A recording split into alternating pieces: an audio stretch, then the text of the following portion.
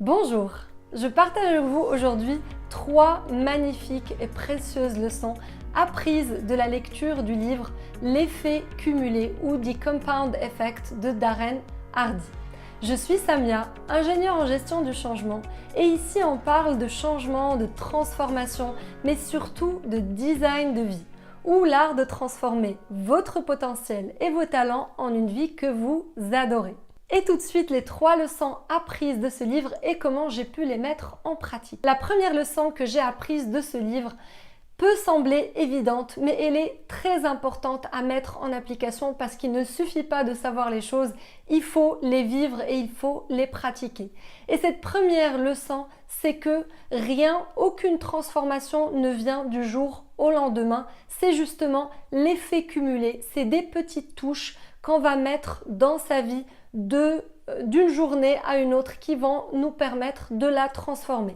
C'est aussi par petites touches, sans le faire exprès, que des fois on tombe dans des mauvaises habitudes ou qu'on transforme sa vie mais en moins bien. Donc ça, c'est la magie de l'effet cumulé. Soit vous laissez s'installer des mauvaises habitudes et elles vont faire la même chose que l'érosion. Vous savez, vous avez un rocher en bord de mer, vous avez la mer ou l'eau qui va sur ce rocher tout le temps et quand vous regardez comme ça, vous avez l'impression que le rocher, il est plus fort que l'eau, elle ne peut rien faire à ce rocher. Et pourtant, avec les années qui passent, c'est bien l'eau qui gagne et qui finit par faire une crevasse dans ce rocher, voire le transformer en sable. Donc c'est vraiment la force tranquille, la force des choses répétitives et qui sont surtout consistent, qui sont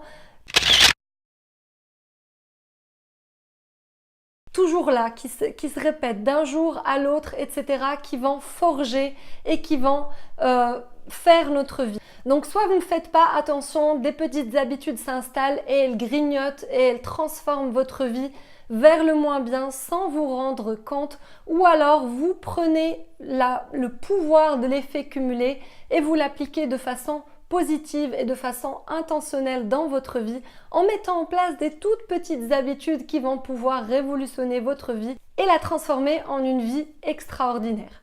D'ailleurs, si vous êtes intéressé par comprendre comment on met en place un changement durable ou une habitude, j'avais fait une vidéo sur le sujet et je vous mets le lien où vous pouvez cliquer, je pense, juste en haut, un lien devrait apparaître vers la vidéo. La deuxième leçon précieuse de ce livre, c'est que quoi qu'on veuille améliorer ou changer, il est très important de avoir une idée très précise de comment sont les choses maintenant. Souvent, on croit savoir notre point de départ. On croit savoir combien on mange, on croit savoir combien on va sur les réseaux sociaux. Un fumeur croit savoir combien de cigarettes il fume. D'ailleurs, souvent les fumeurs ont tendance à minimiser le nombre de cigarettes qu'ils fument.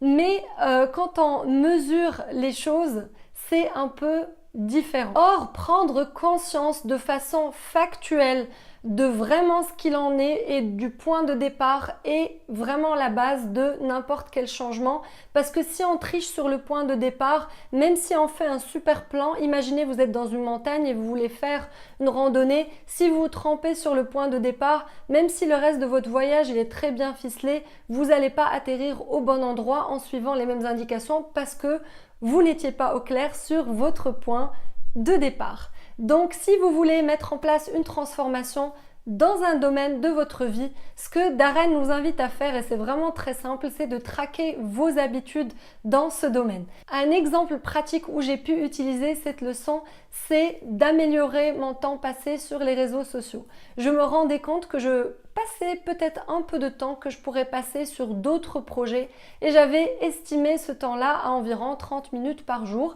J'ai installé une application qui s'appelle Rescue Time et donc qui m'a permis de traquer le temps exact que je passais sur les réseaux sociaux. Et là, ma surprise était que je passais plutôt 2 heures qu'une demi-heure par jour. Le fait de savoir que je pars de 2 heures m'a permis de ajuster comment est-ce que j'allais diminuer, quelles étaient mes habitudes, à quel moment j'allais finalement passer du temps là-dedans, est-ce que c'était juste avant d'aller dormir, après avoir mangé. Donc le fait d'avoir le maximum d'informations et de traquer nos habitudes actuelles nous permet encore une fois de mettre en place nos futures habitudes qu'on va choisir. Et enfin, la troisième leçon, c'est la force du momentum, ou ce qu'il appelle dans le livre Big Mo. Donc c'est un personnage qu'il appelle Big Mo pour momentum. Et en fait, ce personnage-là, c'est un personnage qui commence à venir et à se rapprocher de nous quand on fait quelque chose de façon régulière. Par exemple, vous allez travailler sur un projet, ne serait-ce qu'une demi-heure par jour, vous allez pouvoir amasser ce qu'on appelle du momentum.